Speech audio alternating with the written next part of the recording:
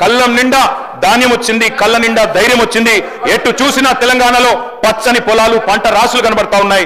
పంజాబ్ ను, హర్యానాను తలదన్నే విధంగా దేశానికే ధాన్య భాండాగారంగా మార్చింది తెలంగాణను ఖచ్చితంగా కేసీఆర్ ప్రభుత్వమే. ఈ విషయంలో ఎవరికి కూడా అనుమానాలు అవసరం లేదు అధ్యక్ష. ఈ రోజు ఒకనాడు వలసలు ఇక్కడి నుంచి పోయే వాళ్ళ అధ్యక్ష తెలంగాణ నుంచి రైతులు, కానీ ఇవాళ మన తెలంగాణకు వలసలు వస్తా ఉన్నారు అధ్యక్ష. ఉత్తరప్రదేశ్ నుంచి, జార్ఖండ్ నుంచి, ఒరిస్సా నుంచి, బీహార్ నుంచి పక్క రాష్ట్రాల కూలీలు మన రాష్ట్రానికి వస్తున్న మాట వాస్తవం కాదా అధ్యక్ష? పత్తి చేనులలో పత్తి ఏరుతున్న మాట వాస్తవం కాదా? ఇవాళ వలసలు వాపసైనాయి, పల్లెలు కలకల్లాడుతున్నాయి.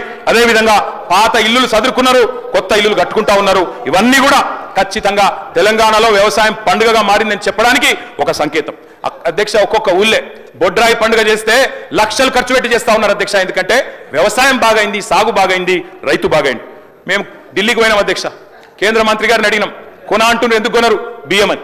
ఆయన అన్నాడు, ఇంత ఎట్లా పెరుగుతుందా, ఏం చమత్కారం చేసిందన్నాడు అధ్యక్ష.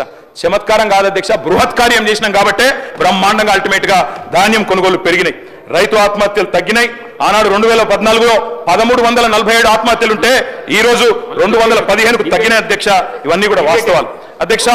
రైతు పచ్చబడితే కొందరికి కళ్ళు ఎర్రబడతా ఉన్నాయి అధ్యక్ష. అన్నదాత బాగుపడితే కొంతమంది ఓర్వలేకపోయింది అధ్యక్ష. 100 ఎకరాల రైతులకు, పెద్ద రైతులకు లాభం చేస్తున్నారని చెప్పి రైతు బంధు మీద దుష్ప్రచారం చేసినారు. తెలంగాణ బడుగు బలహీన వర్గాల రాష్ట్రం. 100కి 95% మంది బక్క రైతులే, చిన్న సన్నకారు రైతులే. వారికి ఇవాళ ప్రభుత్వం ఇచ్చిన లెక్కల ప్రకారం, మా దగ్గర ఉన్న లెక్కల ప్రకారం కూడా అధ్యక్ష, ఇవాళ తెలంగాణలో ఒక్కసారి వాస్తవ లెక్కలు మీరు వినాలి అధ్యక్ష, సభ్యులు కూడా వినాలి.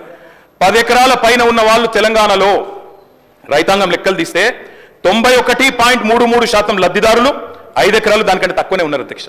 91.33% 5 ఎకరాల కంటే తక్కువ ఉన్నారు. 5 నుంచి 10 ఎకరాలు ఉన్న వాళ్ళు 7.28% ఉన్నారు. 10 ఎకరాల మీద ఉన్న వాళ్ళు ఎంతమంది అధ్యక్ష అంటే మొత్తం చూస్తే 1.39% ఓన్లీ, 1.39%. 25 ఎకరాల మీద ఉన్న వాళ్ళు ఎంతమంది అధ్యక్ష? 25 ఎకరాలు ఉన్న వాళ్ళు ఎంతమంది? 0.09%. అంటే 72,000 కోట్ల రైతు బంధులో మనం పెద్దవాళ్ళకి ఇచ్చిండ్రు అని ప్రచారం చేసిన అధ్యక్ష. 1.39% మాత్రమే 10 ఎకరాల పైన ఉన్న వాళ్ళకి పోయింది అధ్యక్ష. 80% లబ్ధిదారులు ఎస్సీ, ఎస్టీ, బీసీ, మైనారిటీస్ అధ్యక్ష. అందులో బీసీలు 54%, ఎస్సీలు 13%, ఎస్టీలు 13%, 70% రైతు బంధు పైసలు ఇవాళ ఎస్సీ, ఎస్టీ, బీసీ రైతుల ఖాతాలో పడ్డాయి. మేము ఇందాక అడిగిన అధ్యక్ష మంత్రి గారిని మళ్ళీ చెప్తా ఉన్నాం, ROFR పట్టాలు ఇచ్చినాం, 4.5 లక్షల ఎకరాలకు ఇచ్చినాం. పోడు భూముల్లో 1 ఎకరం 1 పంట మాత్రమే పండుతుంది.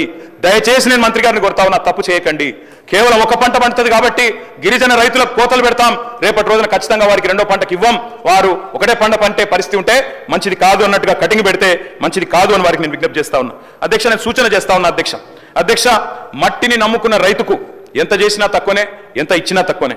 కానీ అన్నదాత విషయంలో కోతలు ఎగవేతలు పెడదాం అనుకుంటా ఉన్నారు. రైతుకు చేసే సహాయాన్ని దాన ధర్మంగా చూసే ప్రయత్నం చేస్తా ఉన్నారు. అన్నదాతకి ఇచ్చే భరోసాను భారంగా చూడకండి, బాధ్యతగా చూడండి. 47% మందికి ప్రత్యక్షంగా ఉపాధి కల్పించేది వ్యవసాయం, పరోక్షంగా కూడా కలుపుకుంటే 65% ప్రజలకు ఈ రాష్ట్రంలో వ్యవసాయ అనుబంధ రంగాల మీదనే వాళ్ళ బతుకుదెరువు ఉన్నది. మరి బాగుపడాలంటే పరిశ్రమలకు పెద్ద పెద్ద ప్రోత్సాహకాలు ఇస్తాం అధ్యక్ష. నేను పరిశ్రమల మంత్రిగా పనిచేసిన కాబట్టి తెలుసు నాకు.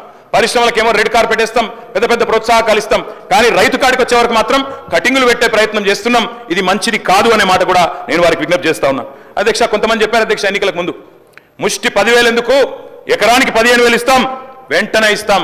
మీరు ఇప్పుడు డిసెంబర్ 3 ముందు తీసుకుంటే 7,500 వస్తుంది, తర్వాత అయితే 17,000 ఇస్తానని చెప్పిన వాళ్ళు ఉన్నారు. 2 పంటలకు కాదు 3 పంటలకు ఇవ్వాలని మాట్లాడింది అధ్యక్ష. దాంతో పాటు ఇప్పుడు తీసుకుంటే 5,000, డిసెంబర్ 3 తర్వాత తీసుకుంటే 7,500 అన్నారు అధ్యక్ష. యాసంగి రైతు బంధుకు పైసలు ఆపాలని ఉత్తరాలు రాసిన ఉత్తరాలు కూడా మా దగ్గర ఉన్నాయి అధ్యక్ష.